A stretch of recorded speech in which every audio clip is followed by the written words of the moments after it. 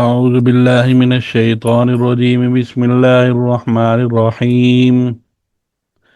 وقلنا يا آدم اسكن أنت وزوجك الجنة وكلا منها رغدا حيث شئتما ولا تقربا هذه الشجرة فتكونا من الظالمين فأزلهما الشيطان عنها فأخرجهما مما كانا فيه وقلنا اهبطوا بعضكم لبعض عدو ولكم في الأرض مستقر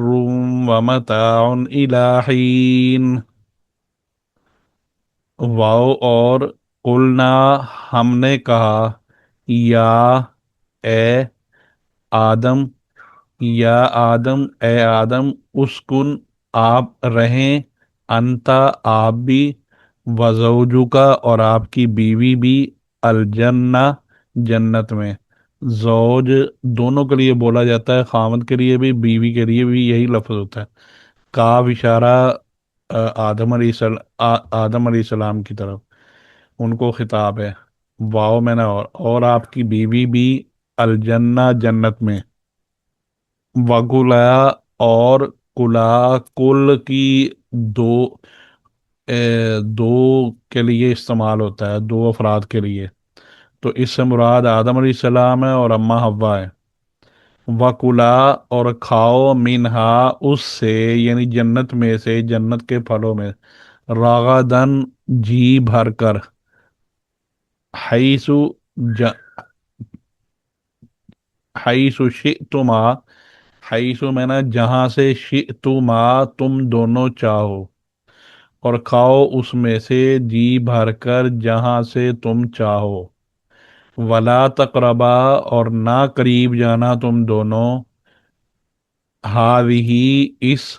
الشجرہ درخت کے، اور تم نہ قریب جانا اس درخت کے،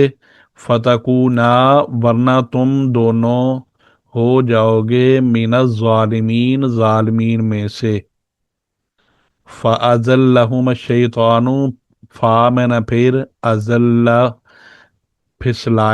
پھسلایا یا ڈگمگایا، ہما ان دونوں کو، الشیطان شیطان نے، عنہا اس پھل کے بارے میں یا درخت کے بارے میں، فَأَخْرَجَهُمَا تو پھر، اخراجہ نکلوایا، ہما ان دونوں کو، مما اس سے، کانا کہ تھے وہ دونوں، فی ہی جس میں، جس عیش و عشرت یا مزے میں وہ تھے، اس سے ان دونوں کو نکلوا دیا۔ وقلنا اور کہا ہم نے، اہبتو نکل جاؤ تم سارے، یعنی نیچے اترو، بعضکم تمہارا بعض، لبعضن بعض کے، بعض میں نا، یعنی اصل ترجمہ اس کا بنتا ہے تم آپس میں ایک دوسرے کے، لیکن یہاں عربی ہے تو عربی میں فصاحت زیادہ ہوتی ہے، تو بعضکم تمہارا بعض، یعنی سارے نہیں، تم میں سے بعض تمہارے بعض کا، عدوٌ دشمن ہوگا، وَلَكُمْ اور تمہارے لیے، فی الارضی زمین میں، مستقر ٹھہرنے کی جگہ ہوگی، یعنی ٹھکانہ ہوگا، ومتاع اور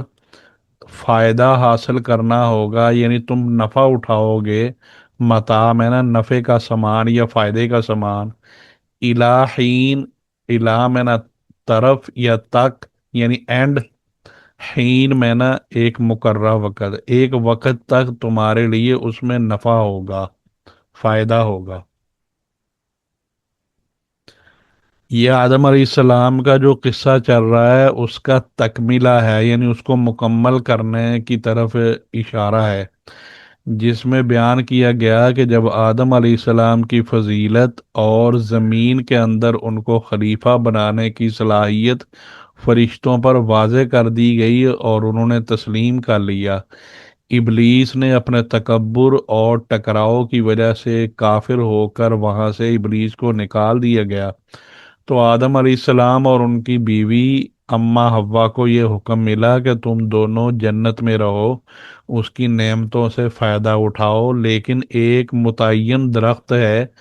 یعنی وہ درخت کو متعین کر کے بتایا گیا کہ اس کے پاس نہ جانا، اس کے کھانے سے پرہیز کرنا۔ شیطان جو آدم علیہ السلام کی وجہ سے مردود ہوا تھا، وہ خار کھائے ہوئے تھا، اس نے کسی طرح موقع پا کر اور مصلحتیں بتلا کر ان دونوں کو اس درخت کے کھانے پر آمادہ کر دیا۔ ان کی لغزش کی وجہ سے ان کو یہ حکم ملا کہ اب تم زمین پر جا کر رہو، اور یہ بھی بتلا دیا کہ زمین کی رہائش جنت کی طرح جو ہے وہ بے فکر یا وہ اس طرح نہیں ہوگی، یعنی کہ عیش و عشرت والی نہیں ہوگی، بلکہ وہاں آپس میں اختلافات اور دشمنیاں بھی ہوں گی، جس سے زندگی کا لطف پورا نہیں ہو سکے گا۔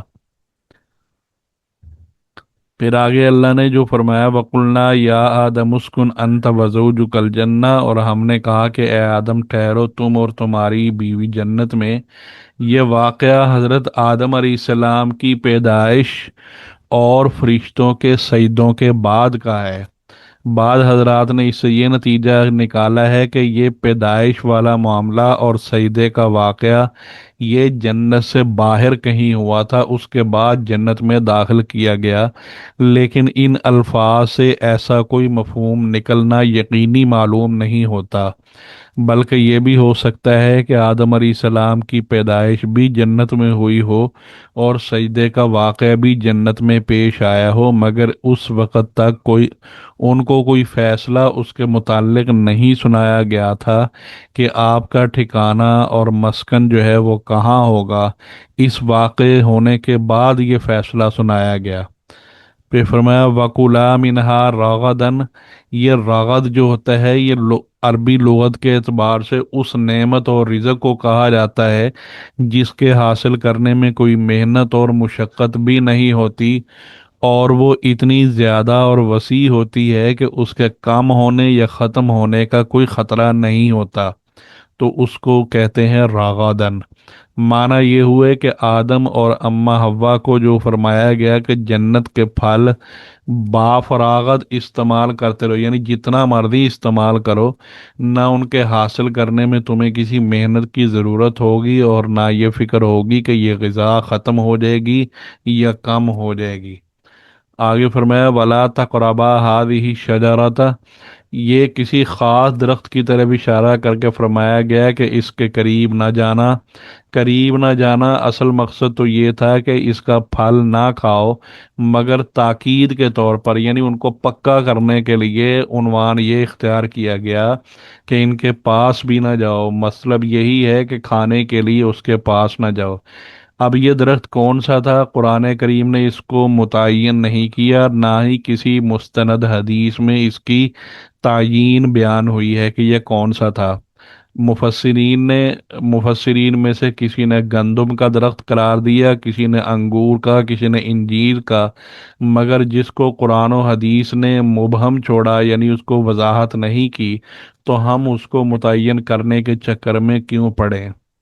پھر فتکونا من الظالمین فرمایا کہ یعنی اگر آپ اس منع کیے ہوئے درخت کو کھا لیں گے تو آپ ظالموں میں شامل ہو جائیں گے۔ پھر آگے فرمایا فَأَزَلَّهُمَ الشَّيْطَانُ، ازلہ، زلہ جو ہوتا ہے یہ لغت کے اعتبار سے لغزش کے معنی میں آتا ہے، مطلب یہ ہوتا ہے کسی کو لغزش دینا، معنی یہ ہے کہ شیطان نے آدم کو لغزش دی۔ تو قرآن کے یہ الفاظ اس بات کا اظہار کر رہے ہیں کہ حضرت آدم اور حوا کی یہ خلاف ورزی اس طرح کی نہیں تھی جس طرح کے عام گناہ گاروں کی طرف سے ہوا کرتی ہے، بلکہ شیطان نے کچھ خلط ملط کر کے چیزوں کو دھوکے فریب میں مبتلا کر کے ایسے اقدام کی نوبت کیا کہ ایسے اقدام کی نوبت آ گئی کہ جس سے وہ اس منع کیے ہوئے درخت کو کھا لیا اور وہ اس کا پھل کھا بیٹھے۔ انہاج کا جو لفظ ہے فَأَزَلَّهُمَ الشَّيْطَانُ، وہ یعنی ان کو پھسلایا اس سے۔ انہا میں ان جو ہے یہ سبب کے معنی میں ہے، یعنی وجہ کے معنی میں، کہ شیطان نے ان کو وہاں سے، شیطان نے ان کو لغزش میں ڈالا اس درخت کی وجہ سے۔ यहाँ एक सवाल ये पैदा होता है कि जब शैतान को सजदे से इनकार की वजह से पहले ही मरदूद करके जन्नत से निकाल दिया गया था, तो ये आदम और हव्वा को बहकाने के लिए जन्नत में कैसे पहुंच गया? इसका साफ और बेहतरीन जवाब यह है कि शैतान के बहकाने और वहां तक पहुंचने की बहुत सी सूरतें हो सकती हैं। ये भी मुमकिन है कि बगैर मुलाकात के उनके दिल में उसने वसवसा डाला हो, और ये भी मुमकिन है कि शैतान क्योंकि जिन्नात में से होता है, और अल्लाह ताला ने जिन्नात को बहुत से ऐसे तसर्रुफात पर कुदरत दी है जो आम तौर पर आम इंसान नहीं कर सकते। मसलन ये किसी भी शक्ल में अल्लाह ताला ने इनको होने की कुदरत दी है। हो सकता है कि अपनी ये जिन्नात वाली कुव्वत की वजह से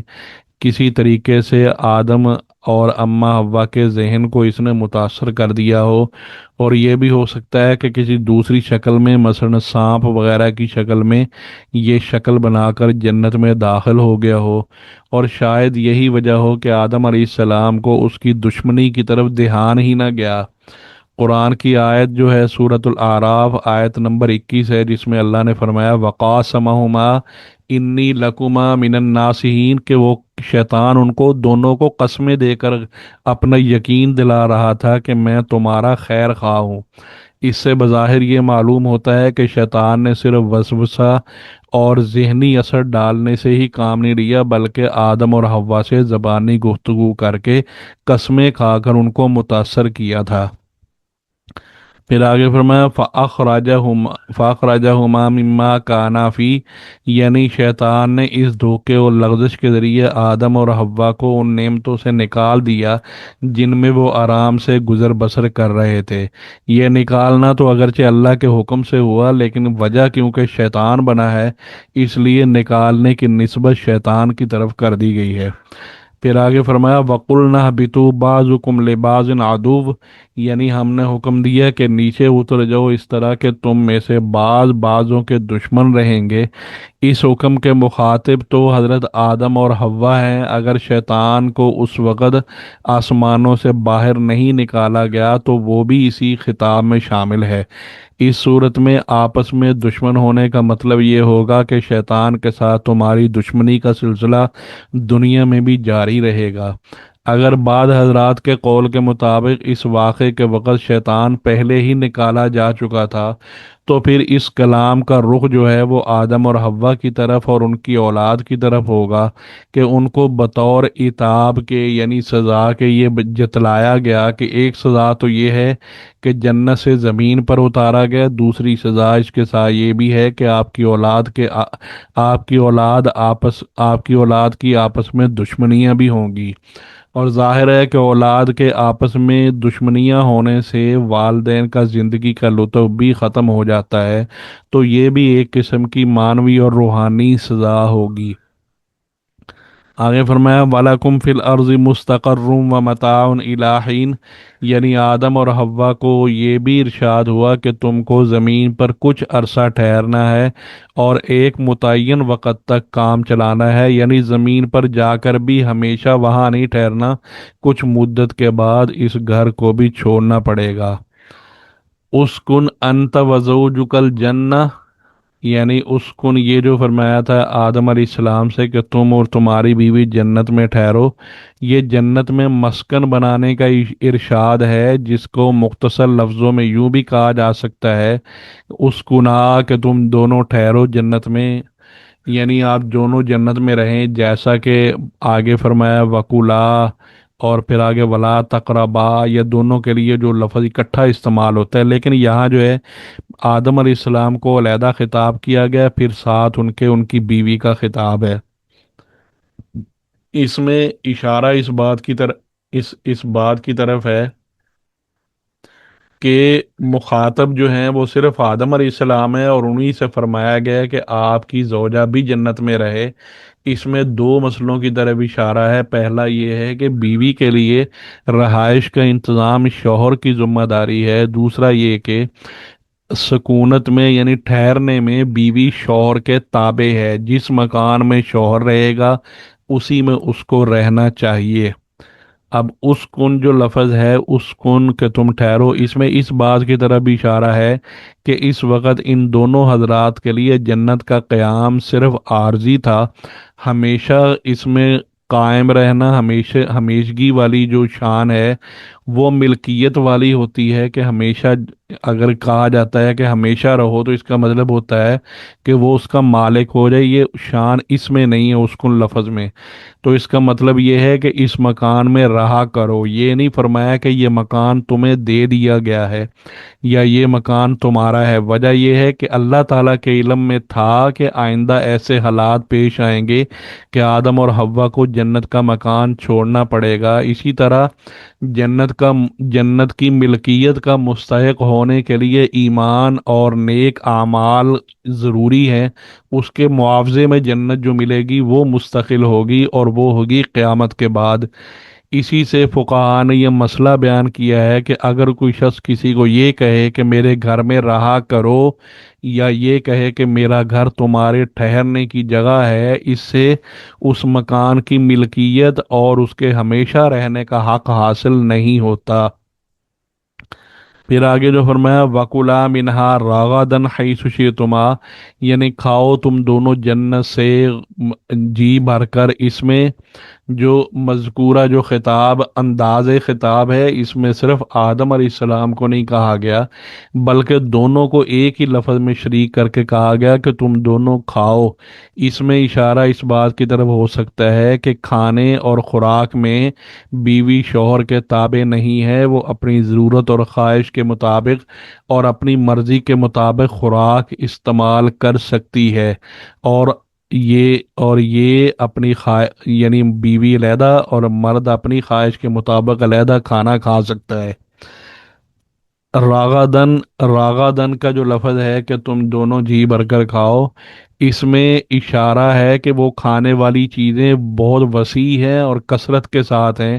کہ جو جتنی چیزیں کھا سکتے ہیں اتنی کھا لو،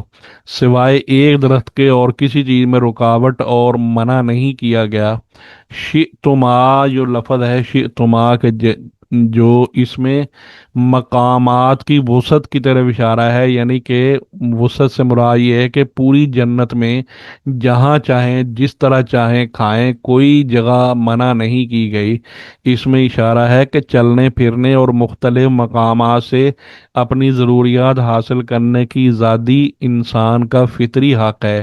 ایک ایک حد بندی کے اندر یا متعین مقام پر یا ایک مکان میں اگرچہ ضرورت اور خواہش کی ساری چیزیں بھی مہیا کر دی جائیں، لیکن اگر وہاں سے باہر جانا منع کر دیا جائے تو یہ ایک قسم کی آزادی نہیں ہوتی بلکہ ایک قسم کی قید بن جاتی ہے۔ اس لیے حضرت آدم علیہ السلام کو کھانے پینے کی تمام چیزیں جو ہیں وہ کثرت کے ساتھ عطا دینے کے بعد اس بات پر کافی نہیں سمجھا گیا، پھر فرمایا حیث شئتما فرما کر ان کو چلنے پھرنے اور ہر جگہ جانے کی آزادی بھی دی گئی ہے۔ آگے فرمایا ولا تقربا هذه الشجرہ، یعنی اس درخت کے قریب بھی نہ جاؤ۔ ظاہر ہے کہ اصل مقصد تو یہ تھا کہ اس درخت یا اس کے پھل کو نہ کھاؤ، لیکن احتیاطی تدبیر احتیاطاً یہ حکم دیا گیا کہ اس کے قریب بھی نہ جاؤ۔ اس سے اصول فقہ کا ایک مسئلہ ثابت ہوتا ہے جس کو سد ذرائع کہتے ہیں۔ سد میں نہ روکنا، باندھ باندھنا، ذرائع میں نہ وہ ذرائع جو ذریعہ ہوتا ہے۔ بعض چیزیں اپنی ذات میں منع نہیں ہوتی، لیکن جب یہ خطرہ ہو کہ ان چیزوں کے اختیار کرنے سے کسی حرام یا ناجائز کام میں مبتلا ہو جائے گا تو اس جائز چیز کو بھی روک دیا جاتا ہے، جیسے یہاں کہا گیا کہ درخت کے قریب نہ جاؤ، کہ قریب جانا یہ ذریعہ بن سکتا تھا کہ اس کے پھل یا پھول کو کھایا جائے گا، لہذا اس ذریعے کو بھی منع کر دیا گیا۔ اس کو اصول فقہ میں سد ذرائع کہتے ہیں، یعنی ذرائع کی روک تھام۔ اس واقعے سے یہ معلوم ہوتا ہے کہ حضرت آدم علیہ السلام کو کسی خاص درخت کے کھانے سے منع فرمایا گیا تھا، اس پر بھی آگاہ کیا گیا تھا کہ شیطان تمہارا دشمن ہے، ایسا نہ ہو کہ وہ تمہیں گناہ میں مبتلا کر دے۔ اس کے باوجود آدم علیہ السلام نے اس درخت سے کھا لیا جو بظاہر تو گناہ ہے، حالانکہ انبیاء علیہ السلام گناہ سے معصوم ہوتے ہیں۔ تو اس کے بارے میں تحقیقی بات یہ ہے کہ انبیاء علیہ السلام کا معصوم ہونا یعنی ان کا تمام گناہوں سے یہ عقلی طور پر بھی اور نقلی طور پر بھی ثابت ہے۔ نقل میں نا یہ روایات یا احادیث وغیرہ سے، قرآن سے سارے ام ام ائمہ اربع جو چاروں امام ہیں وہ بھی، اور امت کے اکثر علماء کا اس بات پر اتفاق ہے کہ انبیاء علیہم السلام تمام چھوٹے بڑے گناہوں سے معصوم اور محفوظ ہوتے ہیں۔ اور بعض لوگوں نے جو یہ کہا ہے کہ کچھ چھوٹے گناہ یعنی صغیرہ گناہ ان سے بھی سرزد ہوتے ہیں، یہ امت کے جمہور علماء یعنی اکثر علماء کا نزدیک یہ صحیح نہیں ہے۔ وجہ یہ ہے کہ انبیاء علیہ السلام کو لوگوں کا مقتدا بنا کر بھیجا جاتا ہے۔ مقتدا کا مطلب جن کے پیچھے چلا جائے۔ اگر ان سے بھی کوئی کلام اللہ تعالیٰ کی مرضی کے خلاف، چاہے وہ صغیرہ کبیرہ یا گناہ ہو، ان سے بھی اگر کوئی سرزد ہو جائے تو انبیاء کے اقوال اور افعال سے اعتماد اٹھ جائے گا۔ جب انبیاء پر اعتماد اور اطمینان ہی رہے گا تو پھر دین کا کہاں ٹھکانہ ہوگا۔ البتہ قرآن کریم کی بہت سی آیات میں مختلف انبیاء کے متعلق ایسے واقعات مذکور ہیں یعنی بیان کیے گئے ہیں جن سے معلوم ہوتا ہے کہ ان سے گناہ سرزد ہوا، اللہ تعالیٰ کی طرف سے ان پر عتاب بھی ہوا، جیسا کہ آدم علیہ السلام کا یہ قصہ بھی اسی میں شامل ہے۔ ایسے واقعات کا حاصل امت کے اتفاق سے اس کا خلاصہ یہ ہے کہ کسی غلط فہمی یا غلطی یا بھول جانے کی وجہ سے بعض دفعہ ایسی چیزیں صادر ہو جاتی ہیں۔ کوئی پیغمبر جان بوجھ کر اللہ تعالیٰ کے کسی حکم کے خلاف عمل نہیں کرتا، یہ غلطی ان کی کوشش یعنی ان کے یا کوشش کرنے میں غلطی ہو جاتی ہے یا خطا ہو جاتی ہے یا بھول جاتا ہے، یہ اس وجہ سے ہوتی ہے اور یہ قابل معافی ہوتی ہے۔ اس کو شریعت کی اصطلاح میں گناہ نہیں کہا جا سکتا، اس کو نسیان یعنی غلطی ہو جانا یا بھول جانا یہ کہتے ہیں، جس کا ان غلطیوں کا تعلق تبلیغ یا تعلیم یا شریعت سے نہیں ہوتا، بلکہ یہ ان کے ذاتی افعال اور اعمال میں بسا اوقات ایسی بھول چوک ہو جاتی ہے۔ مگر چونکہ اللہ تعالیٰ کے نزدیک انبیاء علیہم السلام کا مقام بہت بلند ہے، اور بڑوں سے چھوٹی سی چھوٹی غلطی بھی ہو جائے تو وہ بڑی غلطی سمجھی جاتی ہے، اس لیے قرآن کریم میں ایسے واقعات کو گناہ سے تعبیر کیا گیا ہے اور اس پر عتاب بھی کیا گیا۔ عتاب میں نہ سزا یا ڈانٹ اگرچہ حقیقت کے اعتبار سے وہ گناہ نہیں ہے۔ حضرت آدم علیہ السلام کے اس واقعے کے متعلق علماء تفسیر نے بہت سی وجوہات یعنی اس کی وضاحتیں لکھی ہیں، ان میں سے چند ایک توجیحات یہ ہیں۔ پہلا یہ کہ جس وقت آدم علیہ السلام کو منع کیا گیا تھا تو ایک خاص درخت کی طرف اشارہ کر کے منع کیا گیا کہ اس کے قریب نہ جاؤ۔ مطلب یہ تھا کہ یہ درخت یعنی مراد یہ ہے کہ خاص یہی درخت نہیں تھا بلکہ اس جیسے سارے درخت مراد تھے، جیسا کہ حدیث میں آتا ہے کہ رسول اللہ صلی اللہ علیہ وسلم نے ایک مرتبہ ریشمی کپڑا اور ایک سونے کا ٹکڑا ہاتھ میں لے کر ارشاد فرمایا کہ یہ دونوں چیزیں میری امت کے مردوں پر حرام ہیں، یعنی سونا اور ریشم۔ ظاہر ہے کہ حرمت حرام ہونا صرف اس کپڑے اور سونے کے ساتھ خاص نہیں تھی جو حضور صلی اللہ علیہ وسلم کے دست مبارک میں تھے۔ اسی طرح حضرت آدم علیہ السلام کو یہ خیال ہو گیا کہ جس درخت کی طرف اشارہ کر کے منع کیا گیا تھا، یہ منع کرنا اسی کے ساتھ خاص تھا۔ شیطان نے یہی وسوسہ ان کے دل میں ڈالا اور اس کو مضبوط کیا، اور قسمیں کھا کر یہ ان کو یقین دلایا کہ میں تمہارا خیر خواہ ہوں، تمہیں کسی ایسے کام کا مشورہ نہیں دے رہا جو تمہارے لیے منع ہو یا نقصان دہ ہو۔ جس درخت سے منع کیا گیا تھا وہ دوسرا ہے، اس درخت سے منع نہیں کیا گیا۔ اور یہ بھی ممکن ہے کہ شیطان نے وسوسہ دل میں ڈالا ہو کہ اس درخت کو منع کیا جانا آپ کی پیدائش کے شروع میں خاص تھا، جیسا کہ چھوٹے بچوں کو شروع عمر میں بہت ٹھوس غذاؤں سے روکا جاتا ہے، ہلکی غذا دی جاتی ہے، جب ان میں قوت پیدا ہو جاتی ہے تو پھر ہر غذا حاصل کر سکتے ہیں۔ تو اب آپ کیونکہ مضبوط ہو چکے ہیں، اس لیے آپ وہ درخت سے آپ کھا سکتے ہیں۔ اور یہ بھی ممکن ہے کہ حضرت آدم علیہ السلام کو جس وقت شیطان نے اس درخت کے کھانے سے، اس کے کھانے کے فائدے بتلائے کہ اس کے کھانے سے آپ ہمیشہ ہمیشہ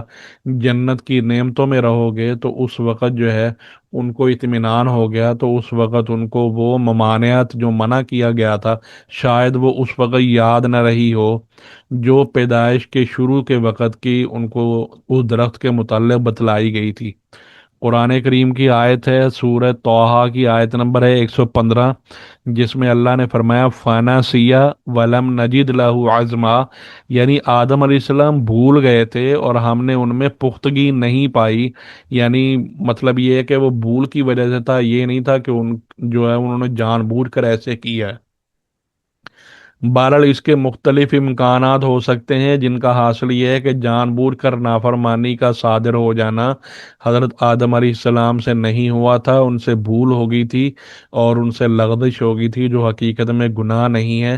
مگر آدم علیہ السلام کی شان نبوت اور اللہ تعالیٰ کی قربت کے وجہ سے جو بلند مرتبہ تھا اس کے کیونکہ خلاف سمجھی گئی تھی، اور اس لیے قرآن نے اس کو معصیت یعنی گناہ سے تعبیر کیا ہے، اور اسی وجہ سے آدم علیہ السلام کی توبہ اور استغفار کے بعد اس کو معاف کرنے کا ذکر بھی فرمایا گیا ہے۔ اب یہ بحث فضول ہو جاتی ہے کہ شیطان کو جنت سے نکال دیا گیا تھا مردود ہونے کے بعد، تو پھر وہ آدم علیہ السلام کو بہکانے کے لیے وہاں کس طرح پہنچا؟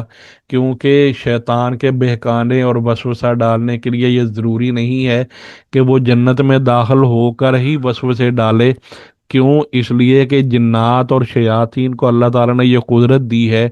کہ وہ دور بیٹھے بھی دل میں وسوسہ ڈال سکتے ہیں، اور اگر وہ داخل ہو کر بالمشافہ ان کی آپس میں گفتگو کو تسلیم کر لیا جائے تو اس کے بھی مختلف امکانات ہو سکتے ہیں، جس میں لہذا اس تحقیق میں پڑھنا بے فائدہ ہے اور فضول بحث ہے۔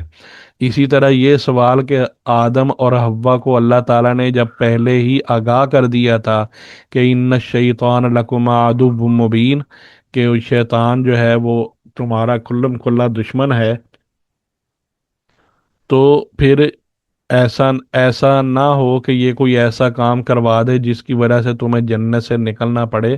تو پھر آدم علیہ السلام اس کے دھوکے میں کس طرح آ گئے؟ تو اس کا جواب بھی یہی ہے کہ اللہ تعالیٰ نے جنات اور شیاطین کو مختلف شکلیں بنانے کی قدرت دی ہوئی ہے۔ ممکن ہے کہ وہ کسی ایسی صورت میں سامنے آیا ہو جس کی وجہ سے آدم علیہ السلام اس کو پہچان نہ سکے ہوں کہ یہ شیطان ہے، لہذا ان کے بہکاوے میں آ گئے ہوں گے۔